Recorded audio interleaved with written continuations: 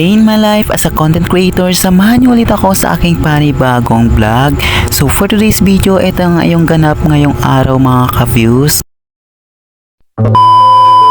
School update na naman ulit ang person ngayon, kaya samahan niyo ulit ako sa aking mini vlog. Sa mga always nga nanonood sa mga video ko, huwag kayong magtaka bakit always nag-update ako sa school lang, kasi nga gusto ko lang ma-inspired ang mga estudyante na katulad ko. Lalong-lalo na mga ka-views incoming college para aware na sila sa mga situation bilang college life. Kaya tayong mga estudyante, huwag talaga tayong susuko kung nagasuportado lang man ang ating mga parents sa atin. Kaya laban lang tayo sa ating pangarap kahit mahirap man ang buhay estudyante. Balang araw yung mga sakripisyo na dinaanan natin ay magbigay ng magandang buhay sa atin. Kaya tayong mga estudyante, thankful nga tayo sa ating mga magulang na pinapaaral tayo kasi nga para sa ating kinabukasan. O siya mga ka-views, nagawit nga kami ng major teacher namin dyan kung sakali mag-meet pa siya. Sa ilang minuto nang makalipas mga ka-views, nagsabi lang yung teacher namin na mag-wait lang kami kasi nga mag-meet lang siya sa amin. Matagal-tagal din ang aming pag-antay dyan ng aming teacher at naisipan ko na lang mag-video para may upload lang na content vlog. Nagpapasalamat nga ako mga ka-views sa dalawa kong kaibigan dyan at alam ko na alam na nila kung sino yung tinutukoy ko. Di ko na kasi i-mention yung mga name nila mga ka-views. Sila kasi mga ka-views, feel ko na supportado talaga sila sa aking mga ginawa na content vlog. Kasi nga mga ka-views, sila yung nag-offer sa akin na gamitin ko yung mga iPhone nila para malinaw yung pag-video ko. Kaya for the go ang person sa mga iPhone ng mga kaibigan niya.